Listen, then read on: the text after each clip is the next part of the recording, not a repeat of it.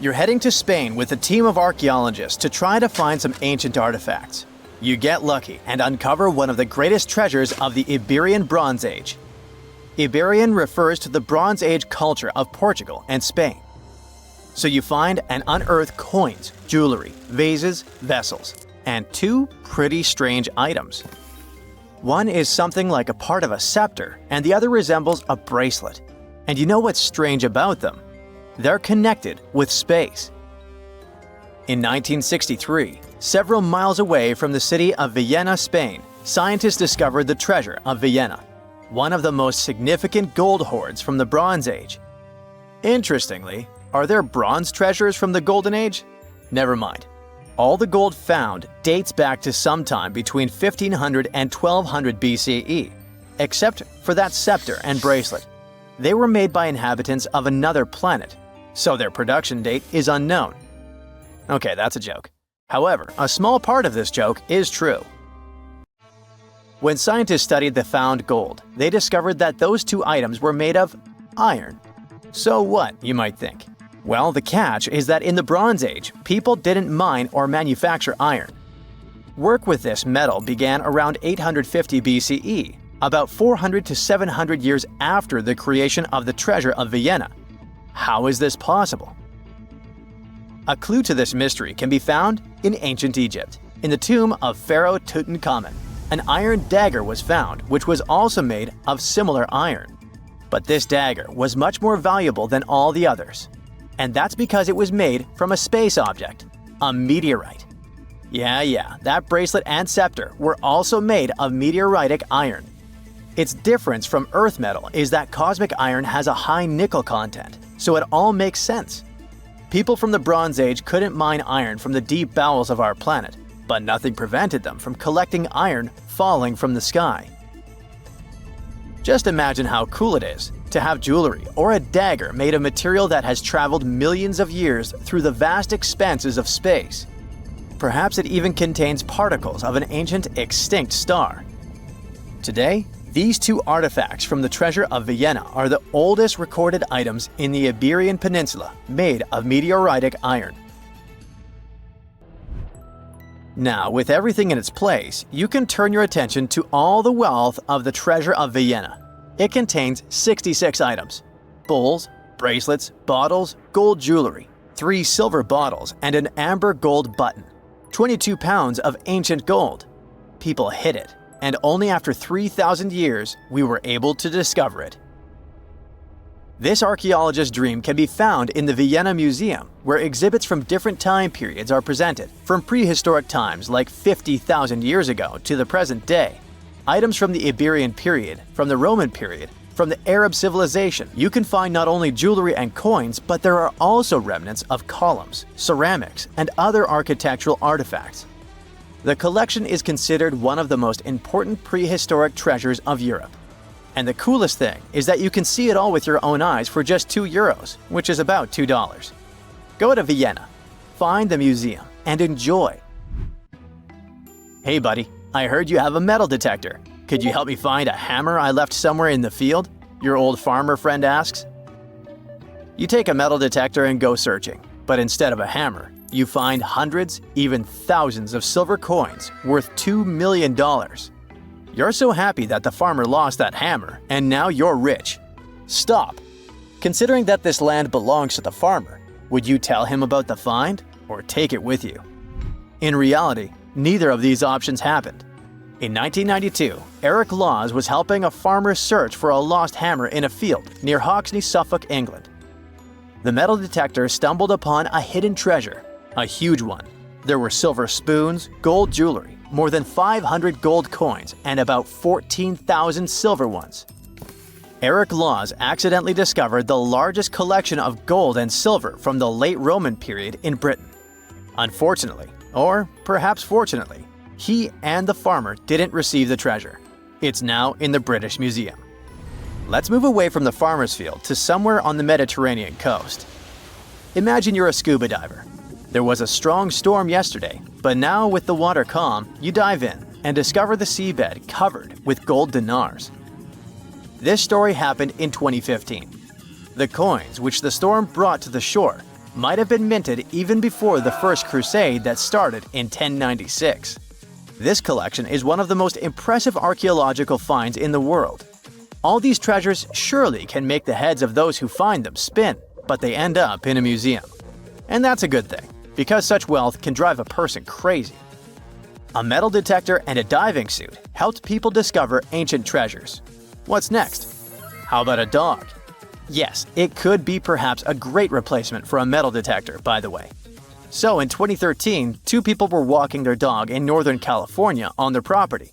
Suddenly, they discovered a rusty can filled with coins minted from 1847 to 1894. There were about 1,500 coins, and they all were gold. Another chance for a carefree rich future? Not this time.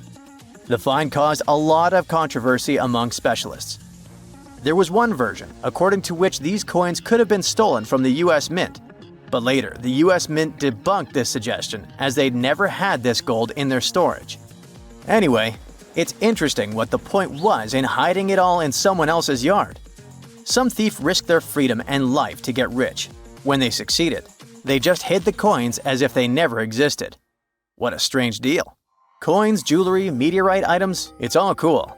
But let's end our video with something grand and epic. Archaeologists were conducting research near the Mediterranean coast of Egypt and discovered a treasure trove inside a sunken temple and sanctuary. Despite the waves, earthquakes, and seawater, the massive find was preserved in a not bad condition. The temple was built a very long time ago and collapsed in the middle of the 2nd century BCE. It was an important structure in ancient Egypt. People considered this place holy. Pharaohs came to the temple to seek help from the higher powers of Egyptian mythology to obtain titles for their rule. Titles of kings of the universe. For many people, this place was like the center of the universe, and now it lies forgotten on the seabed, almost ruined. Time spares nothing. Researchers found out the temple had been part of an ancient port city. A long time ago, an earthquake occurred in this area and destroyed the city. Tidal waves softened the ground and dragged the town into the Mediterranean Sea. While studying the temple, scientists found many secret treasures there: silver ceremonial instruments, gold jewelry, and alabaster vessels. In past times, people used them to store perfumes or greasy ointments called unguents. Perhaps in ancient Egypt, they weren't bad in the field of cosmetology. Near the temple, archaeologists discovered a Greek sanctuary. Apparently, the Greeks living in Egypt or coming here on business wanted to pay tribute to Aphrodite, so they created a small building in her honor.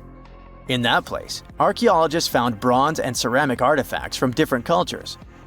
Scientists found out that the Greeks had permission to trade in the Egyptian city and even be its residents. It seems pharaohs living around 600 BCE were favorable to the Greeks. The profession of an archaeologist is very exciting. But what would you do if you found some ancient treasure? Before answering this question, find out what law applies to such finds in your country. Okay, what if I tell you that the extraterrestrials we all imagine as little green men may actually look like very normal Earthlings and chill in Europe? This is the Iberian Peninsula, and people living there are under suspicion. Ooh. Here's the reason. Somehow, parts of the most important artifacts that the Iberian civilization called Treasure of Valena are made of metal that simply can't be found on Earth, because it's metal from a meteorite. Now let's tackle this step by step. This is the artifact itself, and it's composed of 59 different objects. Bowls, bottles, and bracelets. Is there a pattern there with all those bees? In total, the find weighs around 20 pounds, of which 18 pounds are 23.5 karat gold. Now, if you're not a metal specialist, I'll clarify it for you right away. For comparison, 23 karat gold is 95.8% pure gold, so 23.5 karat is even purer. The remaining percentage goes to other metals to help add strength and durability to the precious alloy. There was also silver, iron, and amber in that set. The artifact could have been pretty straightforward, but for these two, let's call them imposters. Look at this wrought iron bracelet and this hollow hemisphere. Can you see that? Those rusty lines on the hemisphere and the overall weird color of the bracelet do stand out, since everything else is made of purest gold. This all started back in 1963, when a researcher noticed a dark leaden metal among the shiny bowls and bottles. The metal was shiny in some areas and covered with a ferrous-looking oxide that was mostly cracked. Now, just so you understand, gold does not usually act this way. Gold is one of the least reactive of all metals, so it won't even tarnish, let alone rust. To figure out where this suspicious iron came from, researchers turned to mass spectrometry, which checks out the mass-to-charge ratio of molecules. Their findings showed that the nickel in the iron is similar to that found in meteoritic iron. Simply put, the bracelet and the hemisphere are of extraterrestrial origin. Ooh. Now, the exact age of the trove is hard to determine, yet it's crucial. We need to know the exact age to see if it coincides with the start of the Iron Age in the Iberian Peninsula. If it does, then no further questions here. But if it doesn't, well, it's, at the very least, weird, if not suspicious. So there's this three-age system. It comprises the Stone Age, then the Bronze Age, and then the Iron Age. The Stone Age is of no importance here, so let's compare the Bronze and the Iron Ages. The Bronze Age began when it was realized that combining copper and tin produced a material that was more durable than either metal alone. This era was all about major upgrades in tools and weapons, but two standout inventions were writing systems and the wheel. Then came the Iron Age. This time was all about slowly bringing iron into everyday life. Iron was way easier to shape into cool designs than bronze.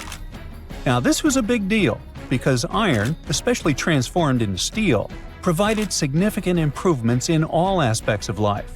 Tools became lighter, cheaper, and stronger compared to their bronze equivalents. You get it? Good. So, researchers have long debated whether the treasure dates back to the post-Argaric era or the latter part of the Bronze Age. The most recent study claims that those artifacts were created in 1400 to 1200 BCE, and something really doesn't add up. First off, the Iron Age began around 500 years after these artifacts were crafted. Plus, ancient craftsmen couldn't know back then how to work with metals that landed on Earth approximately 1 million years ago. And while the dates are really hard to explain, there is a logical explanation for the craftsmanship. The theory here is that those metal workers simply had access to the fallen meteorite, and thus, they could study it well and discover its properties before using it for decorative purposes. They could have figured it out through trial and error, and once they knew exactly how to work with this extraterrestrial metal, they proceeded to adorn the artifacts with it. Plus, there were the Phoenicians, who contributed to their craftsmanship. Now, it's true that the Iberian people have been processing metal and making pottery long before the Phoenicians settled on the peninsula.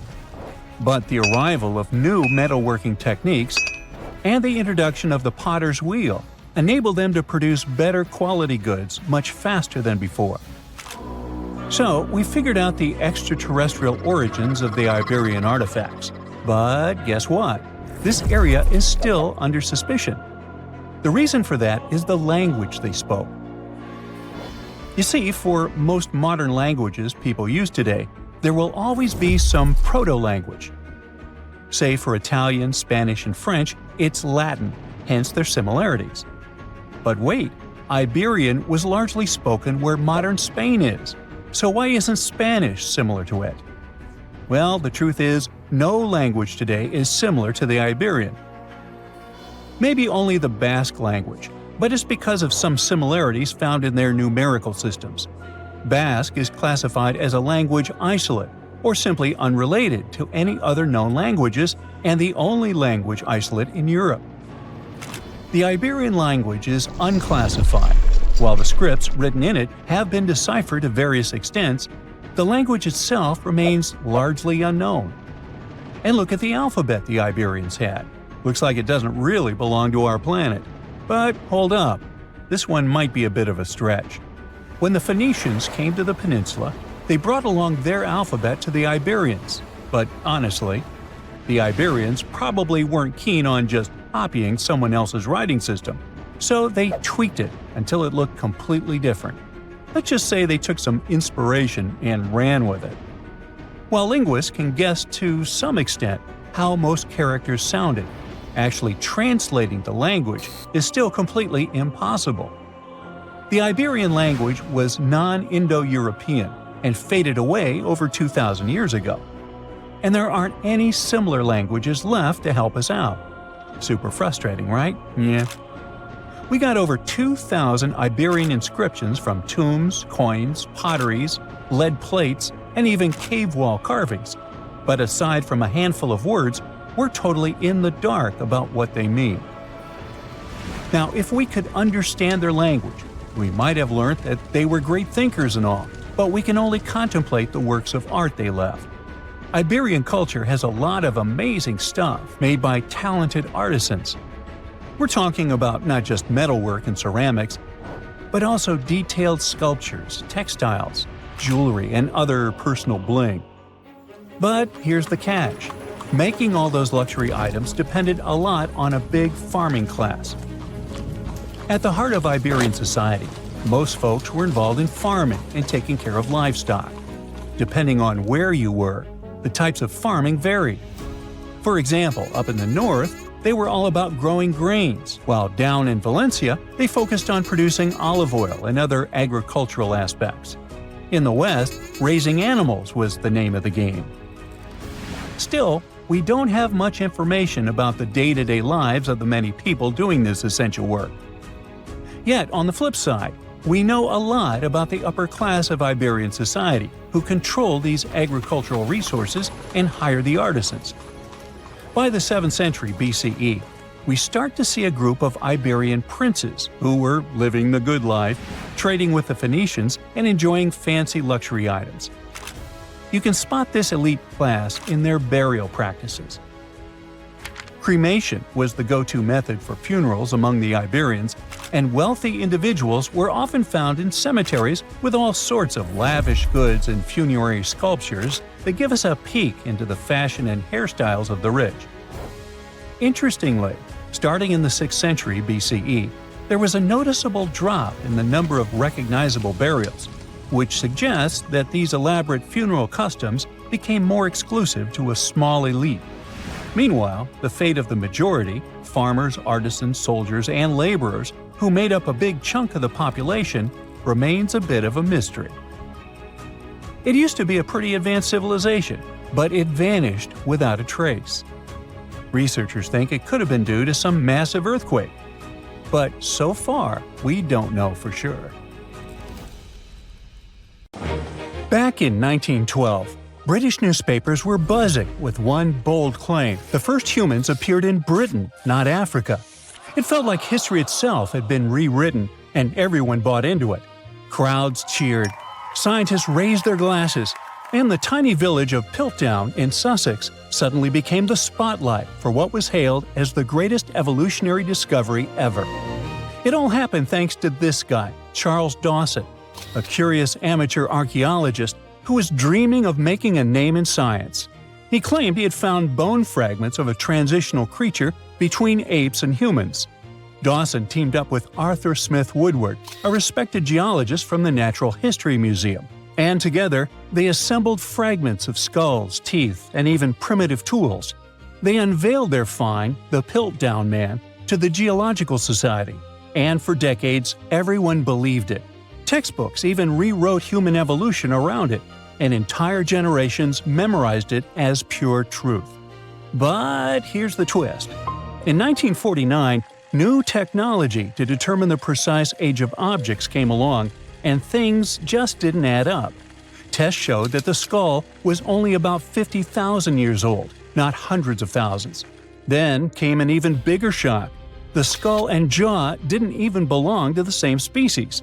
Someone had combined a human skull with the jaw of an ape, probably an orangutan. And even worse, they filed down the teeth to make them look more human and stained the bones to match the surrounding gravel. A Frankenstein fossil and its creator managed to trick the entire world into believing they'd found a missing piece of humanity's puzzle. So Dawson went down in scientific history, but probably not the way he was hoping to. And he wasn't the only one. Some did it for money, others for fame. In the late 19th century Paris, museums were collecting ancient treasures like they were trading cards. When a stunning gold tiara, supposedly belonging to an ancient Scythian king, Ctesiphon, appeared on the market, the Louvre had to have it. It was breathtaking, detailed, majestic, fit for a ruler. The museum proudly paid a fortune and displayed it as a masterpiece of ancient craftsmanship. Then came the heartbreak. A few years later, an entrepreneurial goldsmith from Odessa read about the Louvre's glorious find and burst out laughing. He recognized the tiara because he made it with his own hands. It was a modern piece, a commission he created for local dealers, except they never told him they planned to pass it off as an ancient treasure. The Louvre was humiliated. Once again, the whole world believed in a beautiful lie, and the goldsmith who had just made the museum look ridiculous ended up famous in the world of art. The tiara still holds the Guinness World Record for the greatest goldsmith fraud of all time. Another story of a well-planned scientific hoax takes us to a quiet town of Cardiff, New York, a couple of decades before the Louvre incident. In 1869, workers digging a well struck something hard and enormous. They uncovered what looked like a petrified 10-foot-tall man lying in the earth. Crowds poured in from miles around to see it. Preachers called it proof of the biblical giants mentioned in Genesis. Scientists debated whether it was fossilized or divine. Within days, the Cardiff giant became a sensation. People paid good money to see it, 50 cents a ticket, which was a lot back then. Later, it turned out that a man named George Hull carved the mysterious giant from gypsum after an argument with a Methodist reverend. Hull just wanted to prove how easily you can fool people, especially religious believers, unlike himself. So he buried the fake giant, and it worked too well. Even after experts exposed the hoax, visitors didn't care. They kept coming because they wanted to believe. Over time, the giant changed ownership several times. You can now see it at the Fenimore Farm and Country Village Museum in Cooperstown, New York. Well, speaking of museums, you might have seen crystal skulls that glow under light, presented as sacred artifacts from Mesoamerican temples. Yes, that skull from an Indiana Jones movie with ancient Aztec powers or even extraterrestrial energy. So, museums displayed such skulls proudly until scientists at the British Museum and the Smithsonian decided to give them a closer look.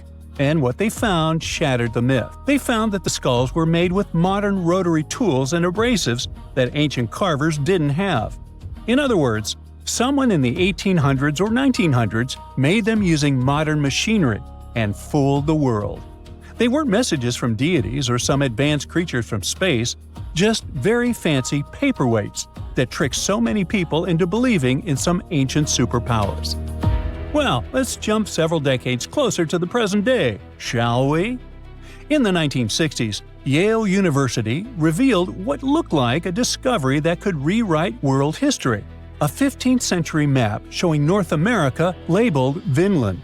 It meant Vikings had mapped America long before Columbus. The headlines were sensational. The idea was romantic. Explorers crossing icy seas century before Europe even knew America existed. But something just didn't add up. The parchment was generally medieval, but the ink wasn't. Decades of testing revealed it contained titanium dioxide, a pigment invented in the 20th century.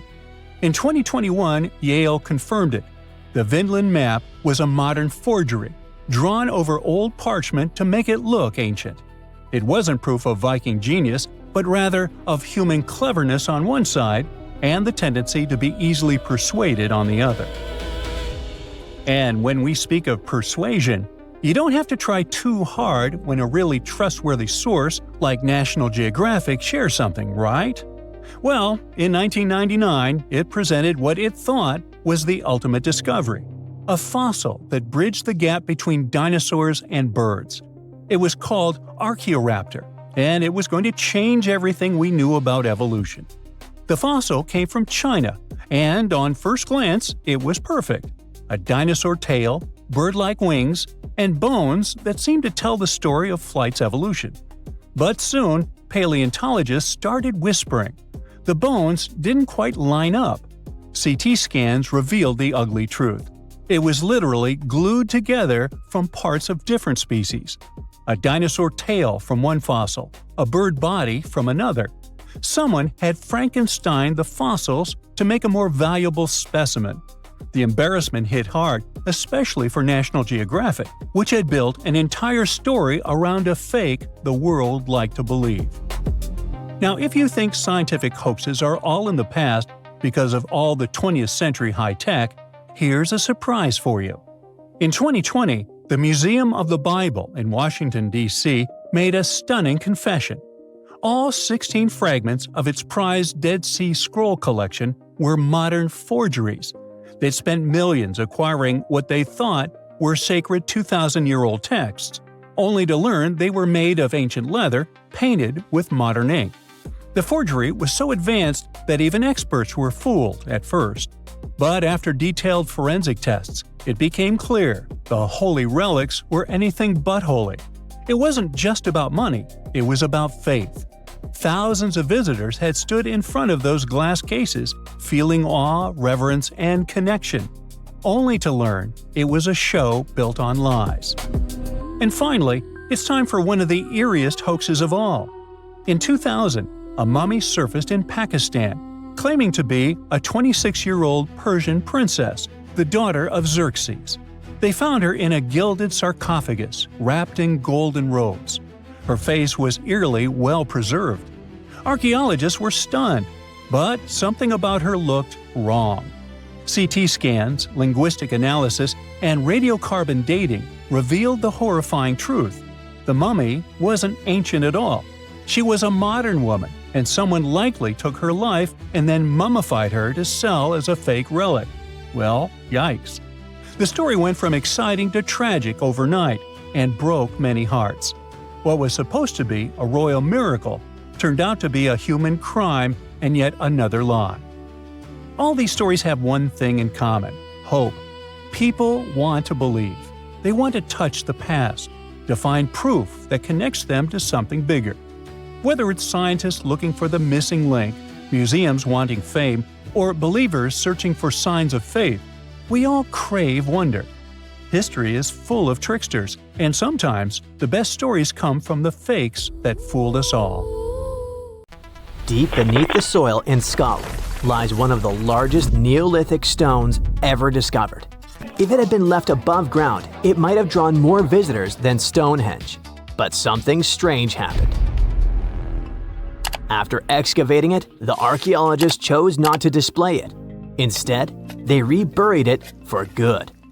Whatever they felt, whatever they saw, it was enough to seal the stone back into the earth. Why, though? I mean, we know Neolithic people drew and carved warnings and important pieces of information on stone. That's why the Cocknose stone was so intriguing when it was first discovered. It all began with Reverend James Harvey, a local minister who stumbled upon this enormous slab back in the 1880s near Clydebank, just outside Glasgow, Scotland. The stone was a typical sandstone, like the ones you'll find in Stonehenge. But it was a smooth type of sandstone that worked as a canvas. When Harvey found the rock, it was covered in swirling rings, deep grooves, and strange cup-like markings. Harvey must have recognized right away that this was no ordinary rock. It was a message from thousands of years ago. As a matter of fact, it was a message straight from 3000 BCE. Cockno means little cups in Gaelic. The ones who named it were literally describing what they were seeing: rings upon connecting rings. These drawings have sparked so many theories. Some experts see them as the earliest forms of written language, like abstract codes that predate words. And then there are those who think the stone holds a map of the sky, a way for Neolithic people to track the sun, moon, and stars. Like the pyramids of Giza, which some people believe are hauntingly aligned with the constellation of Orion. The cups and markings on the Koknos stone could be aligned with some special constellation. The most bizarre theory is the one that says the stone was used as a portal. One of the scientists says that locals believed that the drawings could indicate this was a place to be reborn, a place where people could sink into the earth, only to be born again. In this life or in the afterlife. If that were true, maybe that's why they hid it, right? Not quite. In the 1930s, an archaeologist named Ludovic Mann heard about the rock and decided to visit it. This guy had an unusual idea and decided to take paint to the site and paint over the markings on the stone's surface. His weird idea had a deeper meaning though. He was trying to connect the dots, literally, and see if the stone worked as an ancient astronomical chart. He thought the carvings might predict solar and lunar movements, even eclipses. Some say that actually what man did was vandalize the slab of stone. That's maybe why archaeologists decided to rebury the stone back in 1965. They noticed markings of graffiti and erosion from the climate and agreed that it was best kept safe under the ground. The Koknos stone stretches roughly 43 feet by 26 feet. That's almost the size of a bus. What sets the Koknos stone apart from other slabs of rock is how clear and complex its carvings are. Many scientists call it one of the best examples of this prehistoric art in all of Europe. The patterns that show up there can also be found at various Neolithic sites across Europe and beyond, such as Greece, France, Australia, Spain, Italy, and much more. They all share similar cup and ring markings. To be clearer, this type of prehistoric art is also known as a petroglyph. Petroglyphs are carvings made by prehistoric people right into the surface of rocks. Instead of using paint, they chipped, scratched, or pecked at the stone to create images like animals, symbols, spirals, or scenes from daily life. Yet despite all the attention, no one has cracked the code on the Koknos stone. Instead, this is what happened. For a while, it rested quietly beneath the soil until it was dramatically unearthed back in 2016. I say dramatically because this decision shook the archaeological community. Archaeologists from the University of Glasgow decided to reopen the site to study the rock once again. But this time, instead of exposing it to the elements, they used drones and high-tech 3D scanning to capture every groove and swirl with shocking detail. The team created a digital replica so precise it could be studied without ever touching the real thing ever again. This new approach gave hope that one day the Koknos stone might finally reveal its secrets, or at least help us understand what Neolithic people thought was worth carving into stone and hiding beneath the earth. But this digital resurrection came with a price. The real stone, vulnerable after centuries underground, had to be buried once more, shielded from the various hands and, let's face it, smelly feet of the modern world. Now, the Koknos stone sleeps once again beneath the Scottish soil. Something needs to be clear here is that although researchers haven't decoded the symbols on this rock yet, they do know one thing. Neolithic rock art was a powerful form of communication and spirituality for ancient communities. These carvings were carefully etched onto rocks, scattered across hills, grazing lands, and near water sources. They likely served practical purposes such as marking important locations or guiding seasonal movements, but their significance went far beyond that. For Neolithic people, these carved stones were deeply spiritual, acting as connections to ancestors, natural forces, and sacred landscapes. The rocks carried meaning as part of a larger relationship between people and their environment. They helped turn the landscape into a living map of both everyday life and spiritual belief. That's probably why we find it all over the world. On the subject of mysterious rocks, we need to talk about these petroglyph-filled rocks that also actually sing. I want you to meet the Kupgal petroglyphs, which are located in Bellary district of Karnataka, India. This Neolithic or Stone Age site was first discovered in the late 1800s, lost, and then rediscovered in the early 21st century. These petroglyphs were carved into the dark surface of dolerite rock. Different from the soft and tender sandstone, the dolerite rock is a hard, dark volcanic rock formed from cooled magma. This fascinating rock art focuses mainly on cattle, specifically the long-horned humped variety we still see in the region today. These aren't just random doodles. Some of the cattle are drawn solo, while others appear in scenes facing off against each other, being ridden by human-like figures or surrounded by people with bows and arrows, maybe representing hunting or capture. Beyond cattle and humans, there are a few other animals like elephants, tigers, deer, and some abstract symbols like dogs, ladders, or footprints. But there aren't big narrative scenes. The most interesting thing here is that Kupgao, apart from being visually expressive and super important, also sings. Among its most unique features are the so-called rock gongs. These rock gongs are boulders with natural cup-like depressions that ring out like bells when they're struck with smaller stones, often called a hammerstone. What happens is that instead of emitting a dull thud, the rock sings. It's like Earth's own xylophone. This is a real phenomenon that can also be found in other parts of the world. These so-called musical rocks emit resonant metallic tones that can be heard for hundreds of feet. Most rocks, when you hit them, don't produce sound because they absorb energy. But certain types of rocks, usually the harder ones, are more dense and at the same time elastic enough to vibrate when they're struck. In many ancient cultures, sound was used for more than mere entertainment. For many cultures, sound was used as a bridge to the divine. So researchers suggest that these gongs might have been used in spiritual ceremonies and gatherings. Do you know how much gold has been mined by humans throughout history? About 216,000 tons, and two-thirds of this amount was mined after the 1950s. Different countries, different times, thousands of different people involved. But what if you found huge deposits of gold in one place? What if a giant gold ore deposit was discovered? No, not just giant, but super giant. This is exactly what was found in China. A group of geologists discovered about 40 gold veins with about 330 tons of gold ore. But that's not all. 3D modeling has shown that even more gold lies underneath. At a depth of about 9,800 feet, there may be several hundred more tons. In short, there is a chance that they will discover deposits with about 1,100 tons of gold. Can you imagine how much that is? If not, that's about $83 billion. Wow! Experts say that this deposit contains approximately 4.9 ounces per ton of ore.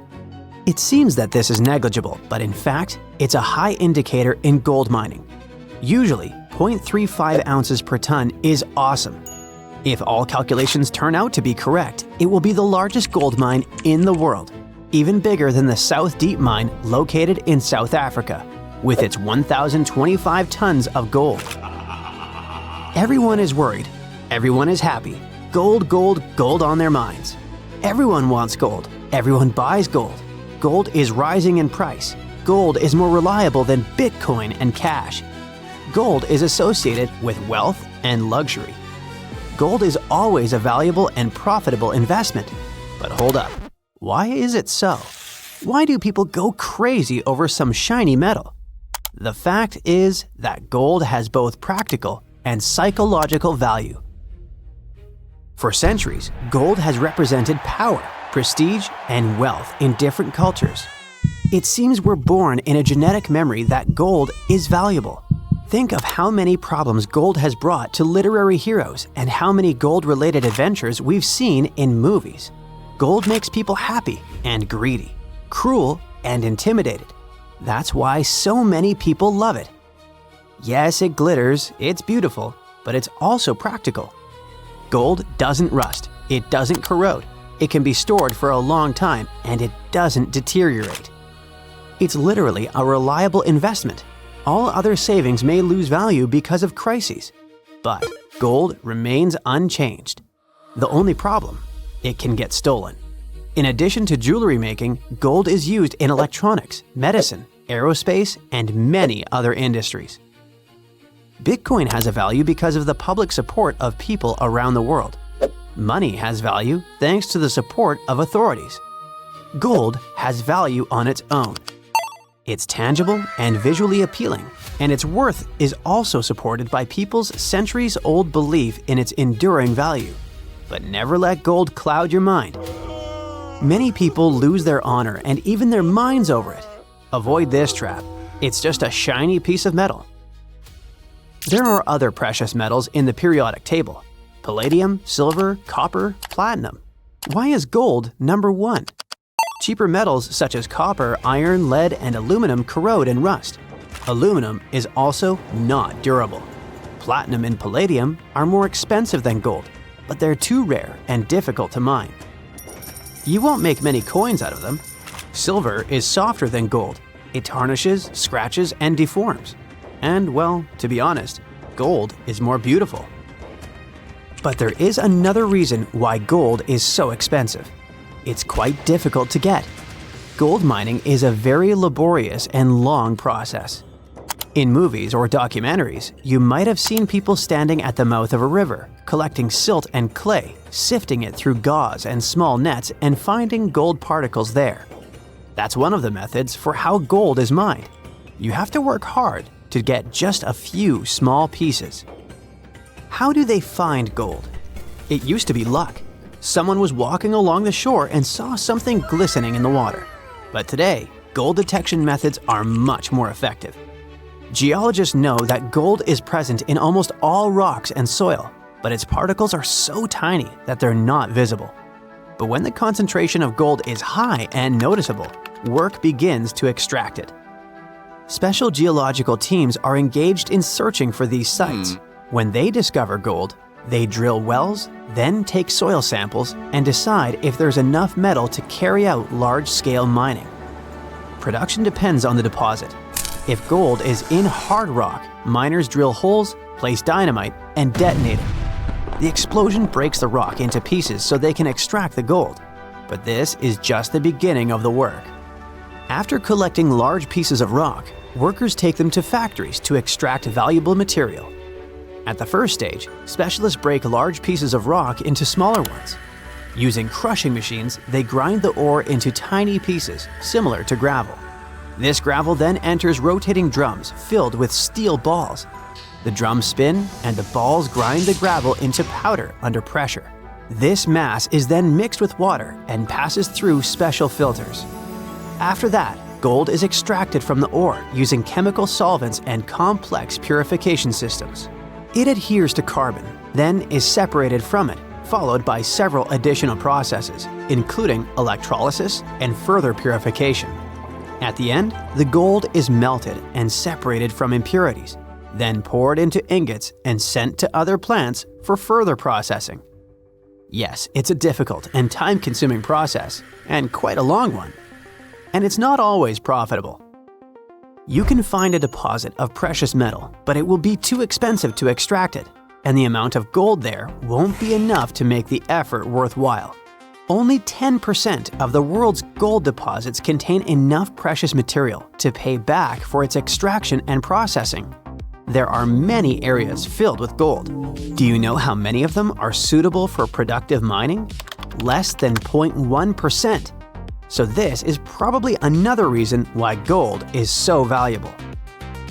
But is there any other material that causes a lot of excitement? Oh yes, this material is called liquid gold, and this is helium. That's the gas used to inflate balloons, but this is not its main value. Helium is capable of reaching ultra-low temperatures, is superconducting, and is lightweight. Helium is used in medicine for diagnostics. For example, for magnetic resonance imaging. Helium cools nuclear reactors and maintains rocket fuel temperatures during launch. Divers breathe a mixture of helium and oxygen during deep dives to avoid diseases associated with pressure changes. Helium is crucial for the modern world. Another precious material is graphene. It's not just one of the most durable materials in the world, it's a highly conductive material. Heat and electricity pass through graphene easily, which makes it very promising for the development of what? Considering that graphene is also flexible, water-repellent, non-toxic, and has antibacterial properties, it's suitable for developing everything: medical equipment, mechanical engineering, electronics, construction, logistics, energy conservation, space and underwater industries, and much more. Scientists believe that graphene has the potential to enable revolutionary new technologies that could change the lives of all people. Something similar happened with silicon, which is actively used to create semiconductors and rechargeable batteries. It's possible that without silicon, we wouldn't have smartphones, laptops, and other electronic devices. Graphene may also lead to a new technological leap. When the world switches to renewable sources of energy and uses electric transport, graphene can become technological gold. During tests, graphene batteries have shown that they charge more than 70 times faster than regular ones and last 3 times longer. At the same time, they're cheaper and environmentally friendly. Okay, that sounds cool, but where do we get this graphene? It's obtained from graphite, which lies in the bowels of the Earth. One of the largest graphite deposits is located in South Australia. 200 million tons of high-quality graphite. It sounds like it could be enough for the entire planet. Now, this bad boy was the size of a husky and could maybe pass for one, except it didn't have any fur and was a top predator with extra long, blade-like canine teeth. Ooh, charming. Meet the earliest known saber-toothed animal to have ever lived. It roamed the Earth well before the dinosaurs. Scientists made the description of this creature based on its fossils found on the Spanish island of Majorca in the Mediterranean Sea. About 200 million years ago, none of us were around then, the very first true mammals appeared, and they lived right alongside the dinosaurs. But if we trace the family tree of mammals even further back, we'll find an ancient group called Therapsids. They didn't look like mammals we have today, but they had some key features that would eventually help define mammals. For example, Therapsids had special openings on the sides of their skulls for jaw muscles, and parts of their jaw bones would later evolve into the tiny middle ear bones that all mammals, including you, have today. So, the new discovery is what might be the oldest known Therapsid fossil. The fossil, which doesn't have an official species name yet, belongs to a group called Gorgonopsians. Those guys are more closely related to mammals than they are to any other living animals.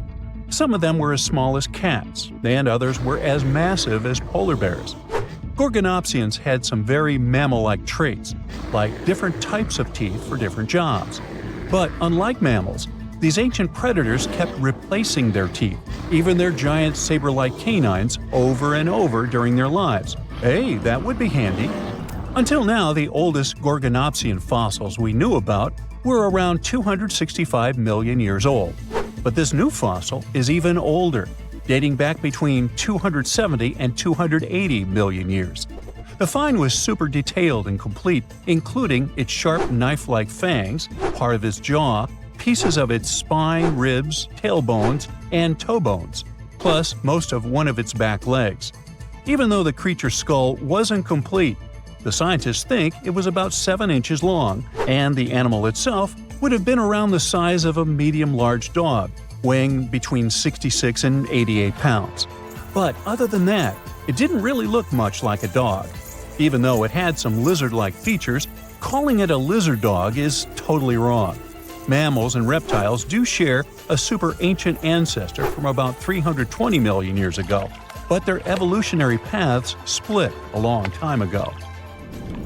When the newly found creature was alive, the island of Majorca was right in the middle of the gigantic supercontinent Pangaea. Back then, this area went through super wet and super dry seasons. Scientists have always wondered if major moments in mammal history happened in tropical places like this, but we just didn't have the right fossils to prove it. Now, with the discovery of the oldest known Gorgonopsian in Majorca, the missing pieces of the puzzle are coming together. It looks like some huge steps in mammal evolution could have happened in low-latitude environments we haven't explored much yet. The so-called gap in the fossil record might just be because paleontologists weren't looking in the right spots. Our hero of the day wasn't the only cool guy rocking the planet before dinos settled in. Over 500 million years ago, the weirdest predators to have ever existed ruled the oceans. The name is a bit tricky to pronounce, so I'm not going to. Okay, it's Anomalocaris, but it just literally means unusual shrimp. This creature looked nothing like anything alive today. Scientists think it was the first true apex predator, the orca of its time. Anomalocaris was massive for its era, as it grew up to 3 feet from its sharp grabbing arms to the tips of its tail fins. For a while, everyone thought trilobites were its go-to meal, but new research shows it wasn't strong enough to crack open trilobite armor.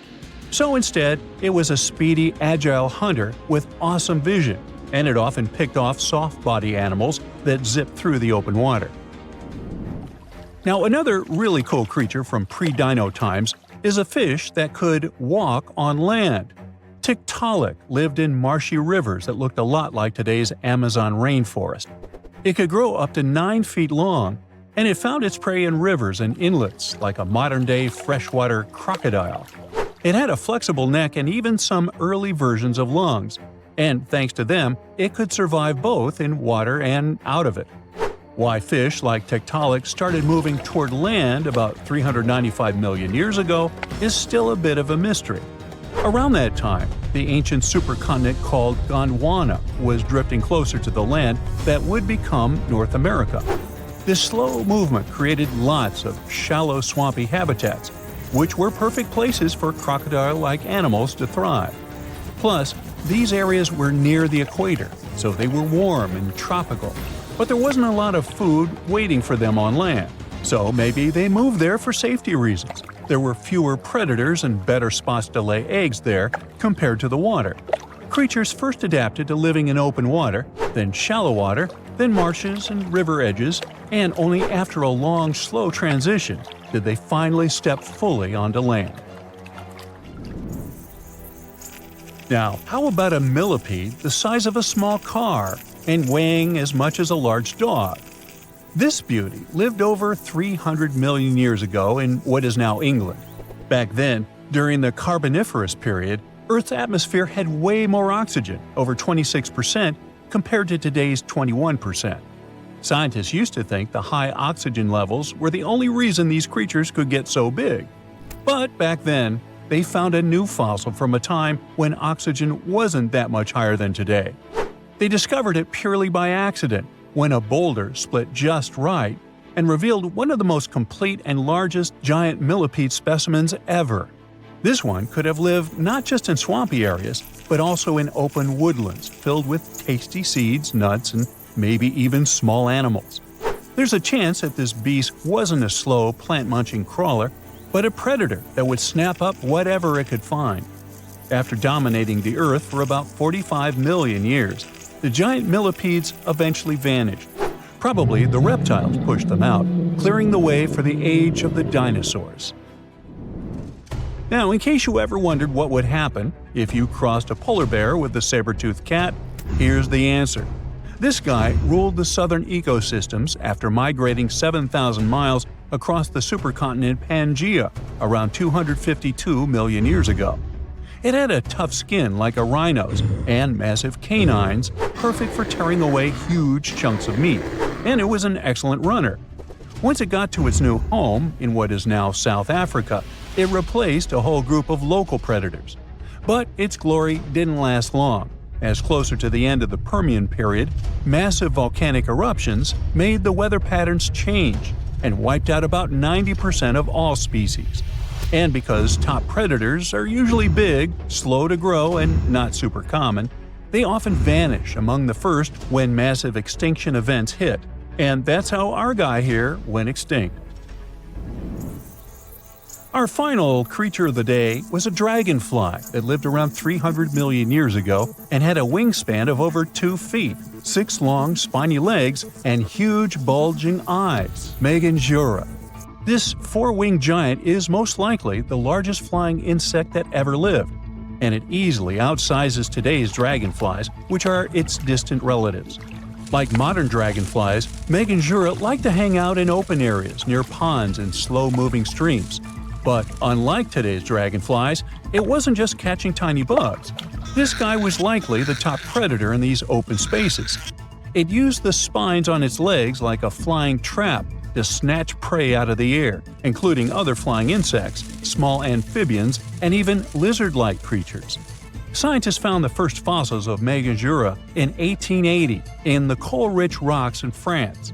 The fossils were incredibly well preserved and showed off the detailed vein patterns in their wings. Scientists think Meganjura grew so huge because it didn't have much competition from vertebrates, and the air back then, during the Carboniferous period, had a lot more oxygen than it does today. This is a real human brain. Well, it was, until a hot cloud of ash turned it into glass. This crazy transformation happened almost 2,000 years ago, when Mount Vesuvius decided it was a good day to erupt and destroy cities like Pompeii, Atlantis, and Herculaneum.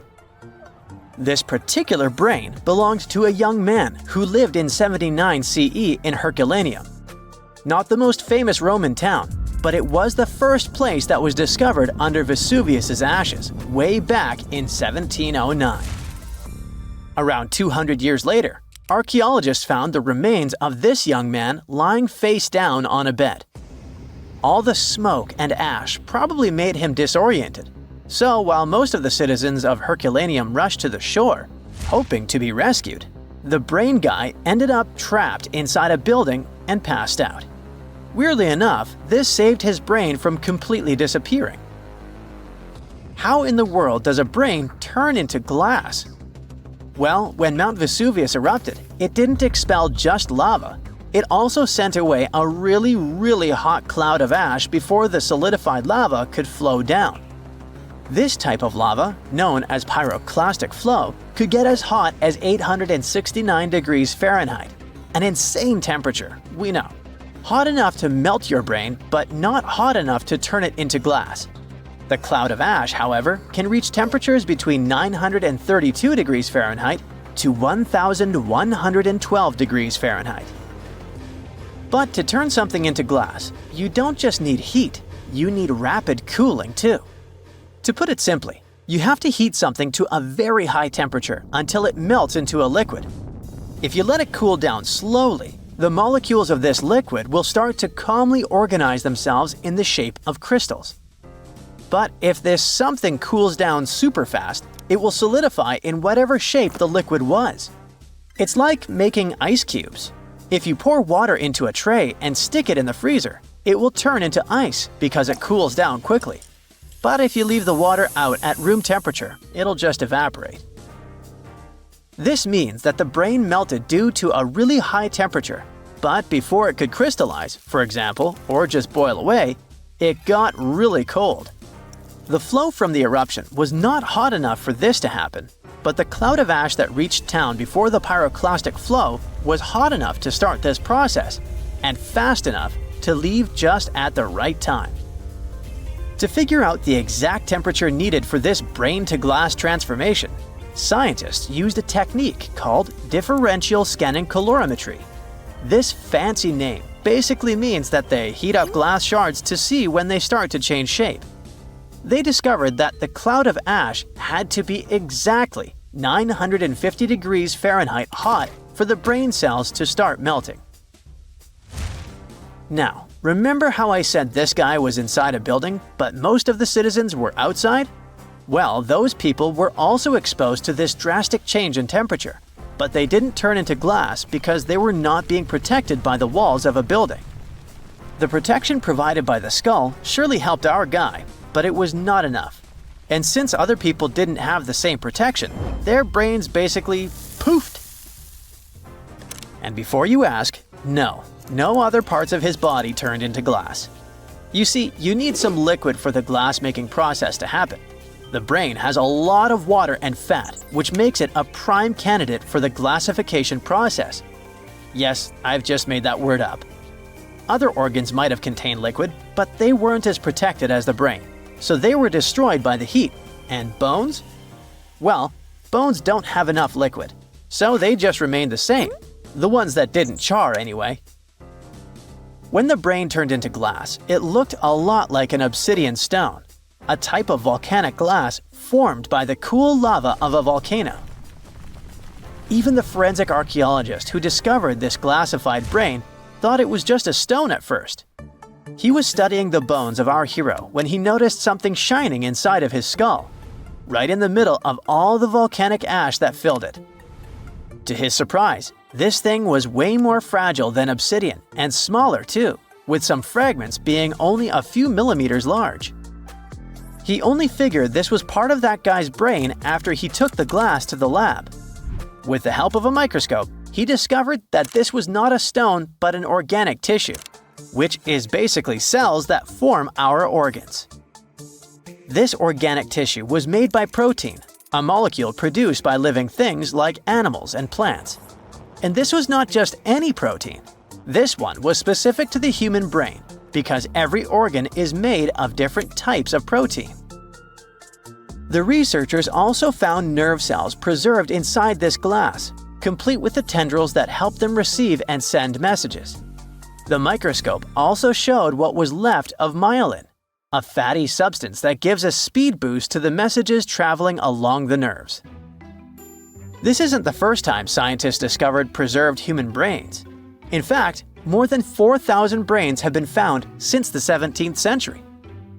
It may not look like a big number, but keep in mind that finding only the brain preserved in a skeleton while the other organs are gone is not that common.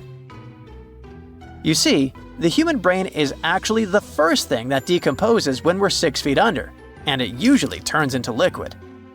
When scientists stumble upon a human brain, it's usually dried, frozen, or literally turned into soap. A brain can be dehydrated if a person perishes in a place that is very hot, like a desert. Frozen brains are found, obviously, in places that are super cold, like polar tundras. A brain turned into soap may sound weird, but the saponification process is not that rare. You need a lot of fat and oils to make soap, and the human brain is filled with this. It's a complex process, but if you find a brain that turned into soap, it must have been buried in a place that is very wet and has little oxygen. Back in 1982, for example, construction workers found dozens of human skeletons in a pond in Florida. They were all 8,000 years old, and 91 of them actually had their brains still somewhat intact. And by intact, I mean they turned into jelly soap. During the 2000s, the brains of 45 people were found in Spain, preserved because of this saponification process. This discovery helped researchers understand the chemical composition of the brains and even the weather conditions of the moment when these people passed away.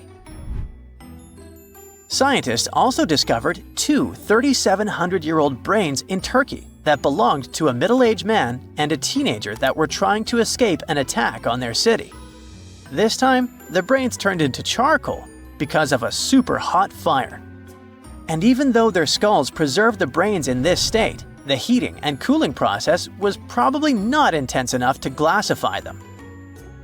But this? It's the first time in history that scientists have found a brain that naturally turned into glass.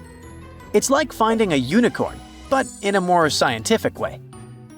So what does this discovery mean? Well, for starters, it gives us a glimpse into the lives of those who existed such a long time ago. Secondly, it taught scientists an amazing way to preserve the human brain. It also shows just how powerful nature can be. Powerful enough to turn a brain into glass, but delicate enough to preserve it for thousands of years. So, let's give a shout out to the young man who unknowingly contributed to science. He probably had no idea that his brain would one day be the star of a groundbreaking discovery. His tragic end has given us a fascinating peek into the past.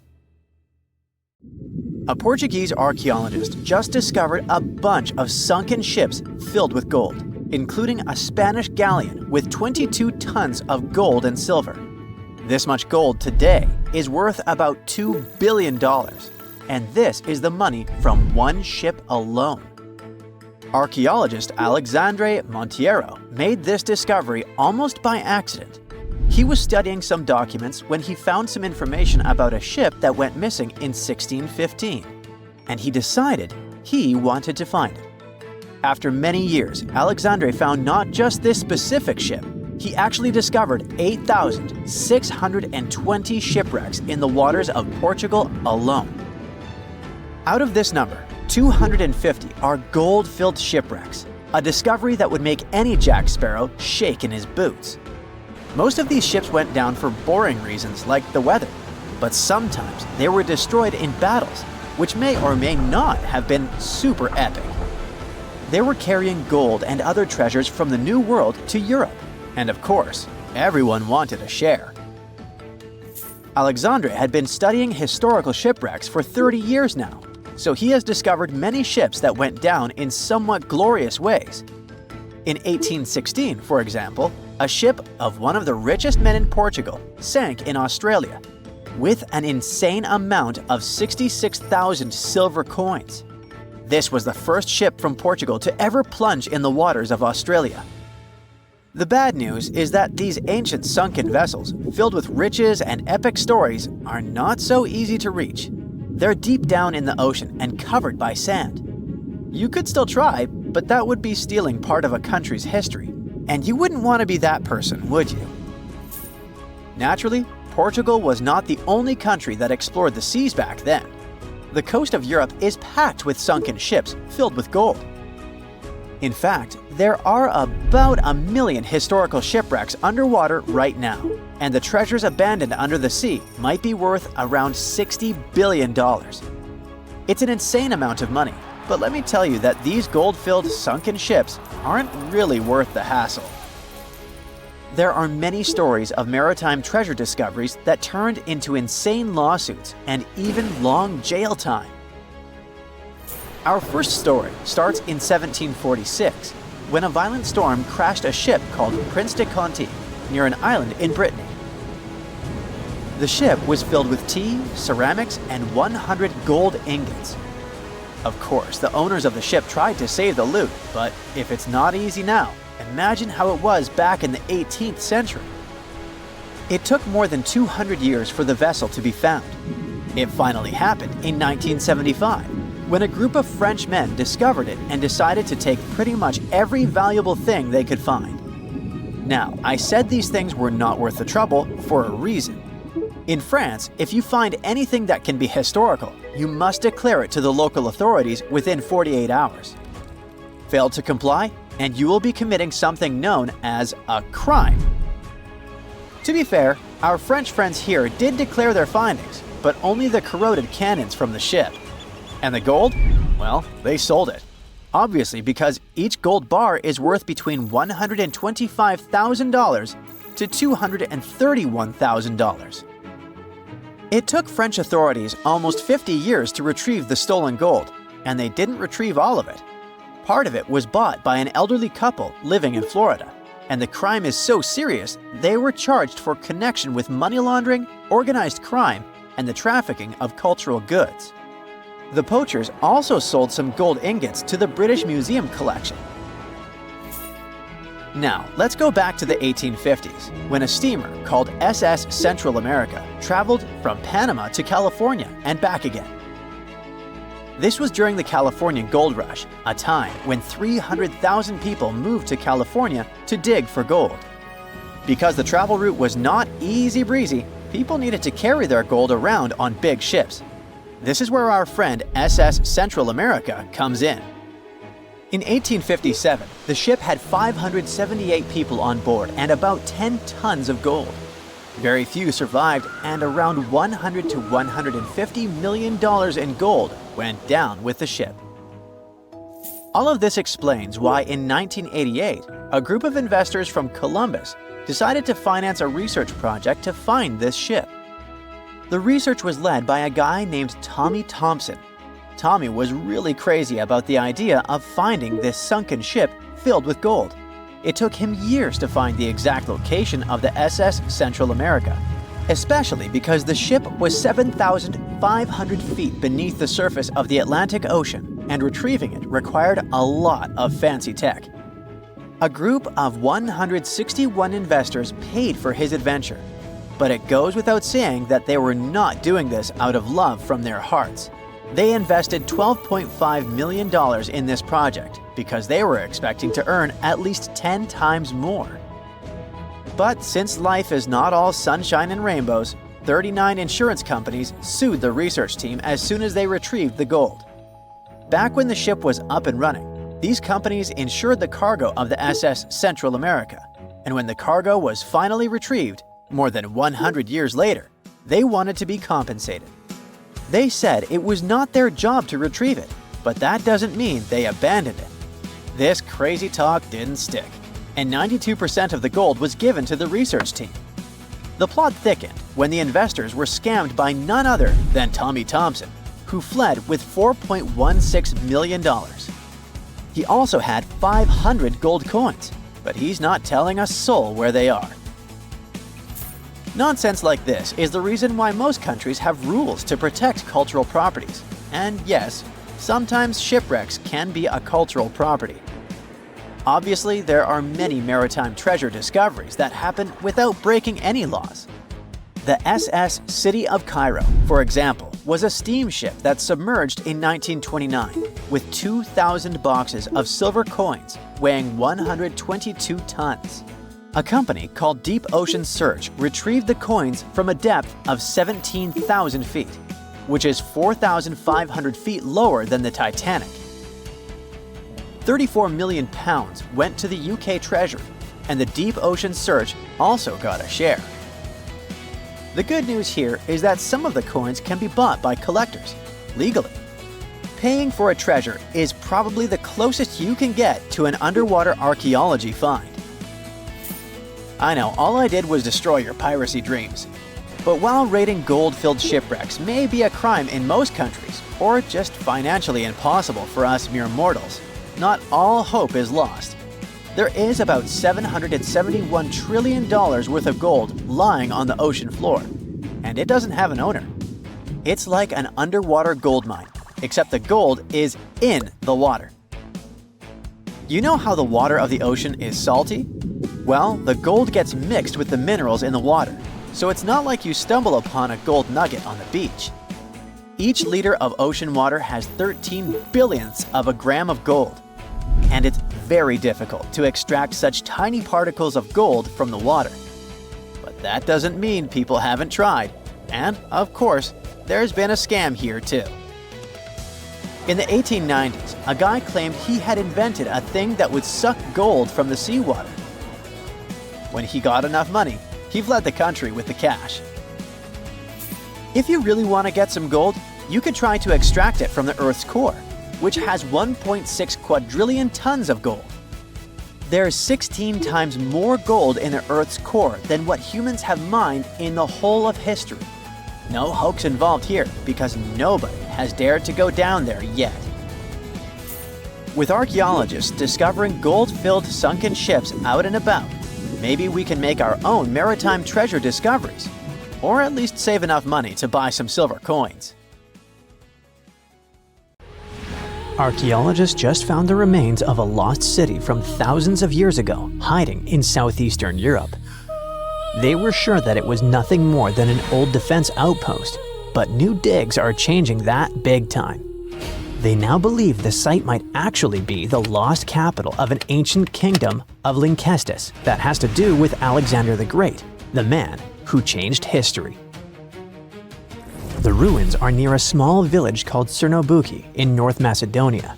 You can find mentions of them from 1966, but nobody really dug into them until about 15 years ago. At first, they found just a few ruins and thought it was a guard post used to spot Romans coming from the west.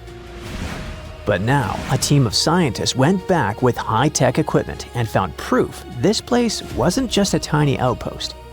Researchers managed to look under the ground and found that the Acropolis the ruins sit on, which is a flat hilltop, has enough rooms and infrastructure to host a full-on city inside the fortress walls. It covers about 2.8 hectares and around 10,000 people lived here at its peak. Researchers also found a textile workshop and plenty of artifacts, including a coin from the time of Alexander the Great and with his image, axes, game pieces, and an oil lamp, and even a small ceramic with a heart motif. One of the coolest finds is a reusable clay theater ticket, which was unique to North Macedonia. This means there was also most likely a theater here, and it could be in one of the large buildings. Experts used to think that the city was from the time of King Philip V, but now, thanks to the coin and especially the ancient tools and broken pottery that were found, they believe people might have lived there during the Bronze Age. Lynkestis and the rest of Upper Macedonia had some pretty intense weather with freezing, rainy winters, and super hot summers. Life there wasn't easy, and most of the time, it was all about surviving. The people who lived in the area were mostly nomadic herders, and they had to move around depending on the season. They traveled with their flocks of cattle, goats, and sheep, always looking for the best pasture lands. Back then, Macedonia was kind of like the outsider of the Greek world. It was part Greek, but powerful city-states like Athens and Sparta didn't really accept it.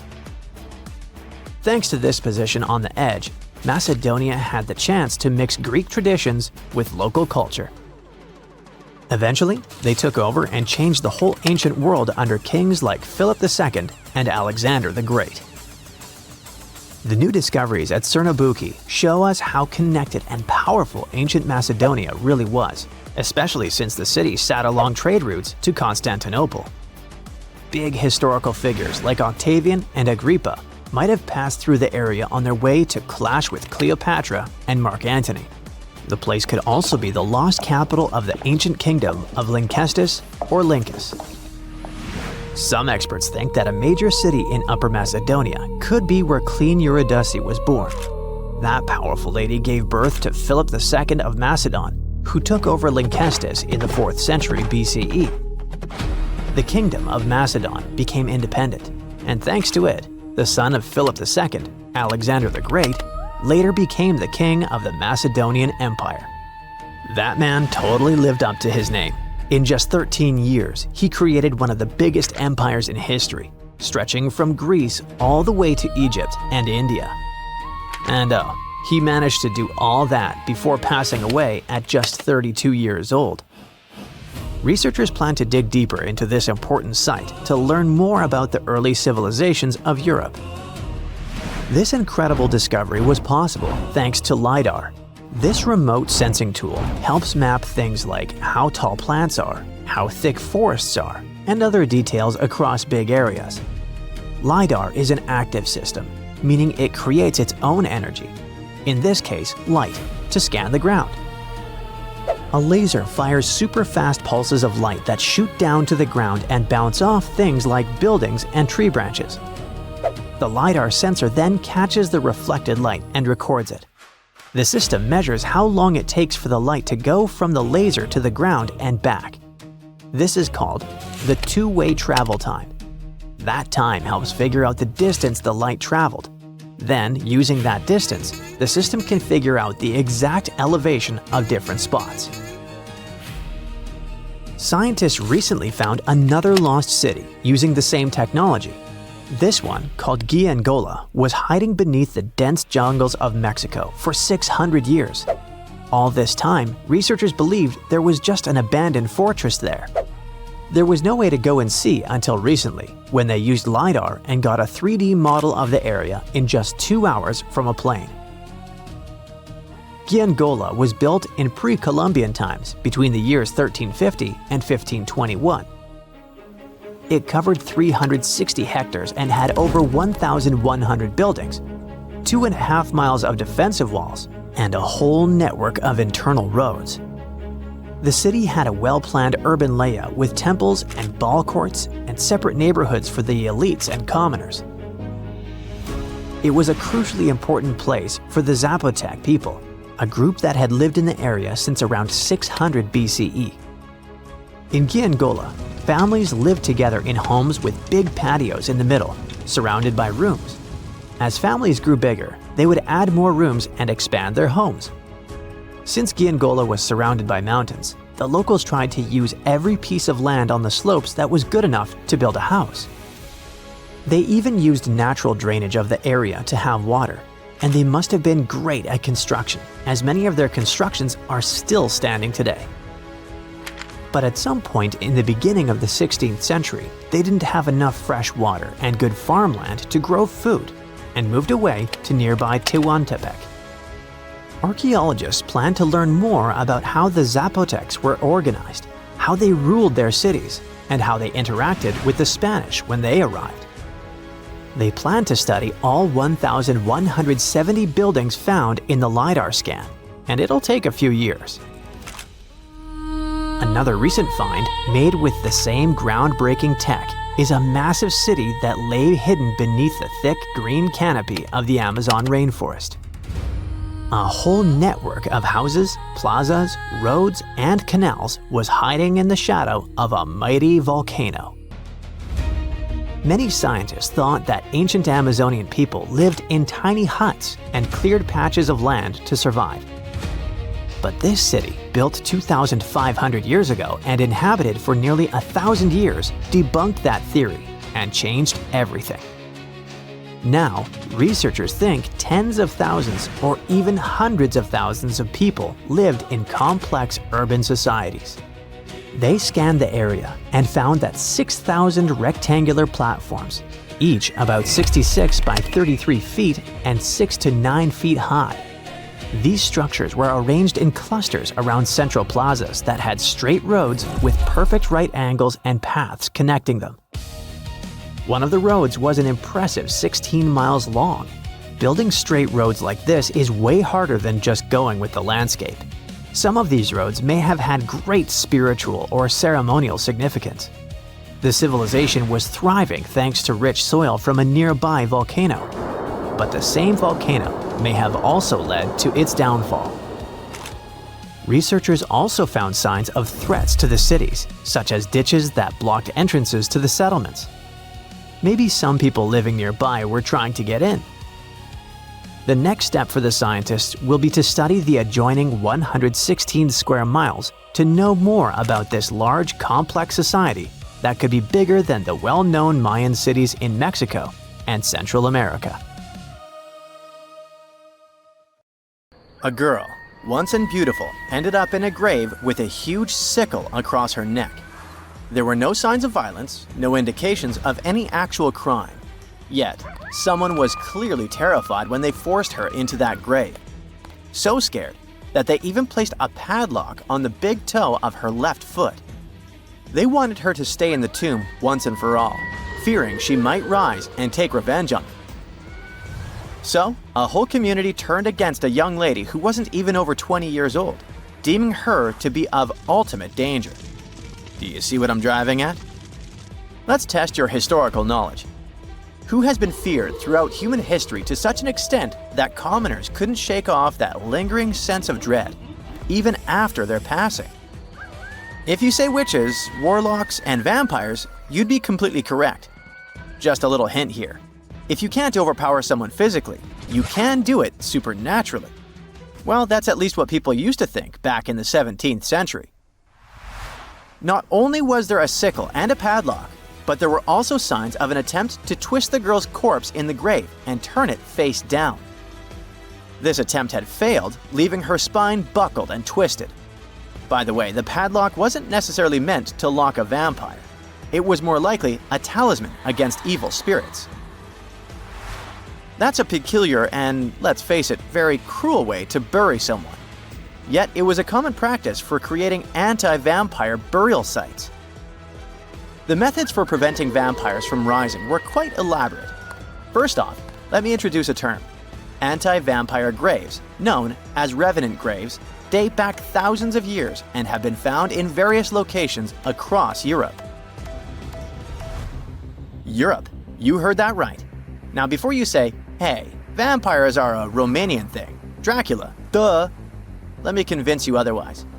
They are a part of all European folklore, meaning you can find references to them throughout Europe.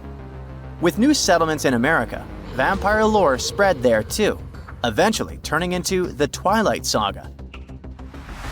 These anti-vampire burials are characterized by evidence of precautions taken to prevent those who bit the dust from rising.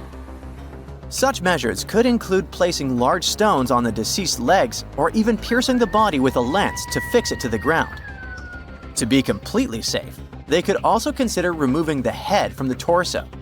So, burying the body face down, cutting off the head, and pressing the body with a stone were the methods used to keep someone believed to be a demonic being from leaving the grave.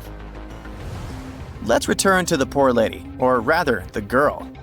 A couple of archaeologists, Dariusz Poliński and his partner, Magna Durodzka, who happened to be partners in both crime and life, stumbled upon her grave. Strangely, all of her 206 bones remained untouched. Yet no gravestone, no name, nothing. Just a lonely grave on a hill in northern Poland. Poliński, a professor of archaeology, and Zagrodzka began piecing together the story of the woman they eventually named Zosia. Carbon dating suggested she had been about 18 years old and had passed away about 350 years ago during a chaotic time in Poland's history. There is little documentation about this graveyard, which seemed to serve as a resting place for individuals marginalized by the community. Was Zosia a poor girl who had been marginalized because life forced her into the worst situation a lady could face? Not really. As the archaeologists delved deeper, they stumbled upon some hints that indicated she might have hailed from a rich family. Her burial featured a stylish bonnet, and the delicate silk along with shiny silver and gold threads found with it suggested that it was part of an elegant headdress. This all pointed to the idea that she had some serious status or wealth. But the way she was buried indicated her outsider status in the village of Pien. Perhaps her presence there was unwanted, hence the idea of her being a vampire, backed up by the manner in which she was forced into the grave and held there.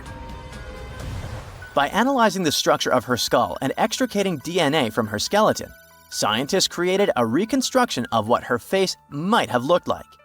The specialists meticulously reshaped Zosia's likeness using modeling clay on a 3D printed model of her skull, which proved to be a deeply moving experience. They remarked that while they often worked on face reconstructions, in this case, they also sought to restore her dignity. Utilizing these three methods, the team reconstructed Zosia's 400-year-old face, revealing the human story buried beneath supernatural beliefs. It's ironic, isn't it? First, people tried their hardest to make the world forget her face and prevent her from ever coming back. 400 years later, people did everything they could to bring her back to life. Her picture now is all over the internet, yet we will never see the faces of those who buried her.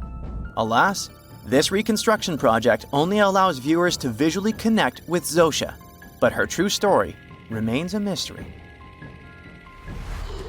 But what we know for sure is that people who were deemed vampires were badly discriminated against, to say the least.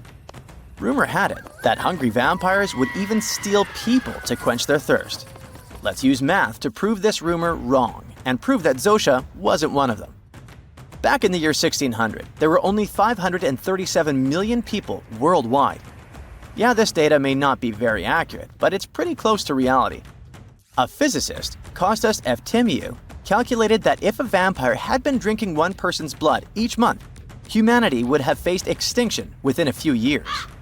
Starting with one vampire and a population of 537 million in 1600, this math shows we'd have no humans left by July 1602. But here we are now. Well, while placing a stone on a corpse to make sure the vampire doesn't rise may be something new to you, there are also a bunch of stereotypical things associated with these creatures that you definitely know, such as garlic and mirrors. Funnily enough, even though it's all based on a bunch of superstitions, there's pretty good logic behind the garlic thing. You see, it contains a special compound called allicin, which is a powerful antibiotic. While people back then couldn't know what an antibiotic was, they noticed garlic was pretty effective against various conditions. Since they believed vampires were created by a particular blood condition, they also believed garlic could defeat a vampire. And there's more. There's actually a blood condition called porphyria, which makes people look like real vampires. Their skin is pale and their teeth get bigger as their gums shrink. And guess what? People who have porphyria cannot consume garlic as it worsens their condition. Wow, that's a cool coincidence. The next superstition is a bit fresher, and it's about vampires avoiding mirrors. The first known reference to the mirrors comes from the book Dracula in 1897. But why wouldn't a vampire show a reflection? Simple. Before the plastic era we live in, mirrors were traditionally backed with silver. Silver was commonly believed to repel evil spirits, possibly because it has antimicrobial properties. Much like garlic, its healing properties may be what was supposed to scare off a vampire. Another reason why suspected vampires may have avoided mirrors is the changes to their appearance from conditions commonly confused with vampirism, like porphyria and rabies. People afflicted with these conditions may have avoided looking in mirrors for that reason, causing others to assume that vampires avoided mirrors. But if you ever met a vampire and these methods don't repel it, I have one more trick for you. Ask the potential vampire to count. It can be spilled grains, seeds, or even the holes in the fishing net if you happen to have one. Vampires are into math, so they'll stop to count, delaying them until sunrise. And we all know that vampires don't do well in sunlight. Ironically, it's Count Von Count, a vampire who teaches us how to count on Sesame Street.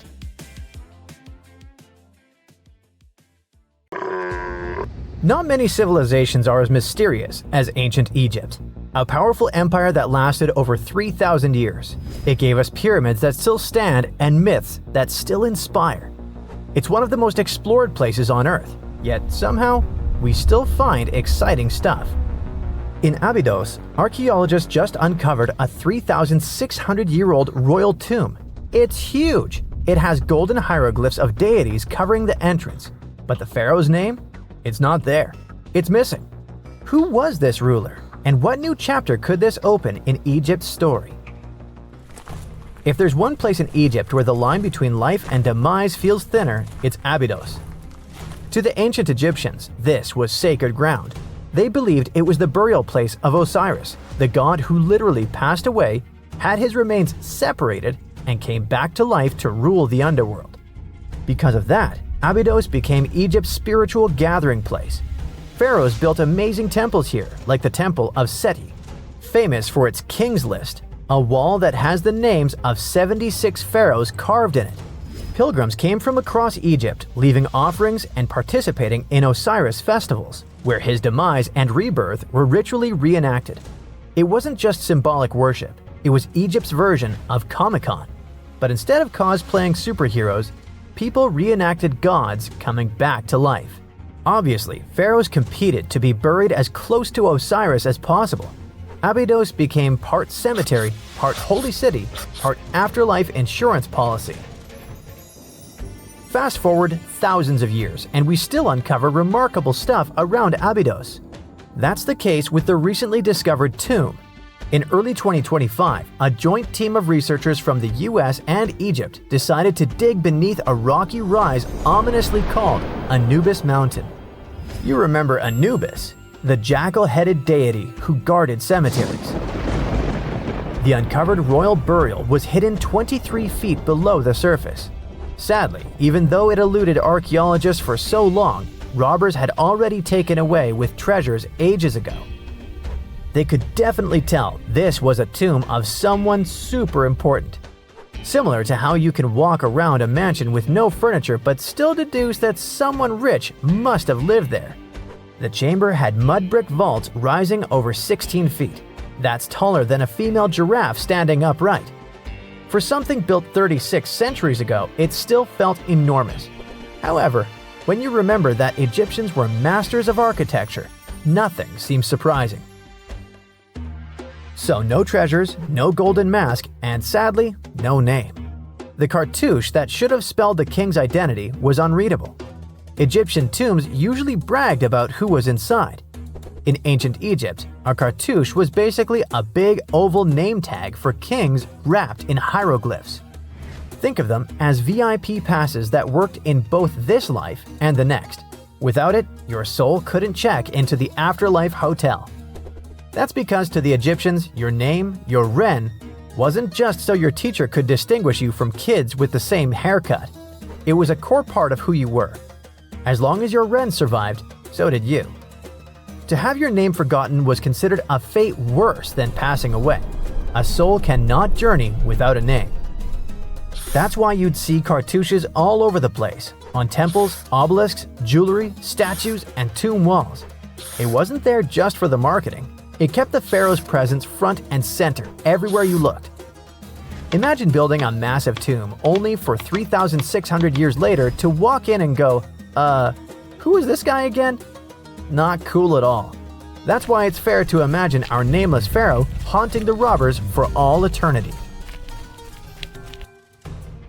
So yeah, cartouche was considered very significant. One of the most famous and mind-blowing examples comes from the tomb of Thutmose III. His burial chamber and sarcophagus were literally shaped like a cartouche. In other words, the entire room was a living architectural symbol of his name. Thankfully, in the recently discovered tomb, not everything was erased.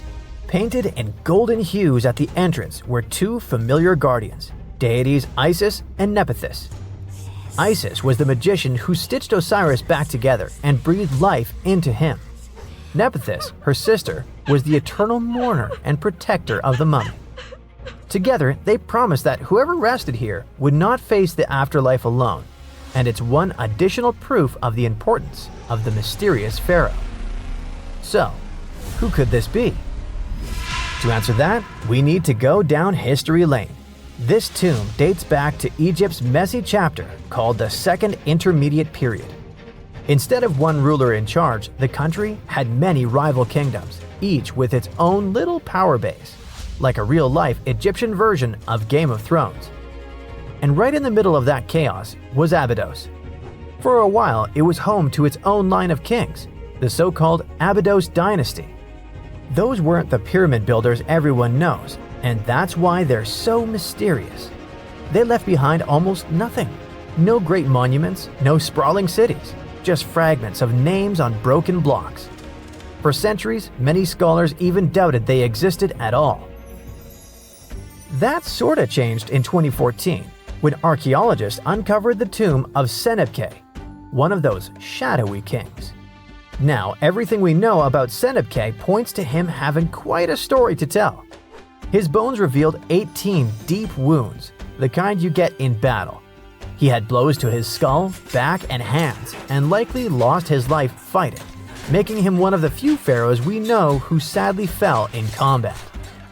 His tomb was modest, with reused artifacts from earlier kings, but it delivered one priceless thing: proof. Until Senebkay, the Abydos dynasty was just a theory. With him, it became real. And that's why the new discovery could be a big deal. The newly uncovered royal tomb at Abydos shares the same layout and style as Senebkay's. It has limestone chambers, mud brick vaults, and protective deities, although it's much bigger. Which again raises the possibility that we're looking at an even earlier, more powerful ruler of Abydos. Whoever he was, he wanted to be remembered alongside the greats. Which is ironic, because it seems that history tried erasing him. Perhaps additional findings alongside his tomb could tell us more. Yes, there's more, and it's actually pretty cool. Not far from Abydos, in the village of Banawit, archaeologists uncovered a Roman-era pottery workshop. Yeah, you heard that right, a pottery factory close to a pharaoh's burial ground. The site had huge clay kilns, storage rooms, and even broken shards called ostraca. They were basically ancient sticky notes. Except instead of shopping lists, those had receipts scratched onto them in Greek and Demotic Egyptian. Little records of everyday transactions, the kind of thing you'd never expect to find near a lost dynasty king. Honestly, the potters missed a chance. Forget boring receipts, they should have been selling Osiris's mugs and Anubis figurines to pilgrims and tourists. But that's not all. It seems that centuries later, during the medieval period, the same ground became a cemetery. Archaeologists found mud brick graves with skeletal remains. This could mean that Abydos kept its aura of significance for hundreds of years after the Age of Pharaohs. So why this hill again and again? Is this place really a getaway to the afterlife? It is, after all, the very place where Osiris is said to rest. That belief lingered like a shadow for thousands of years, strong enough to pull in pharaohs and later medieval families. Different rituals, same sacred ground. Although, to be fair, the Romans weren't here for Osiris. They came to make pots. The story of Abydos is not over.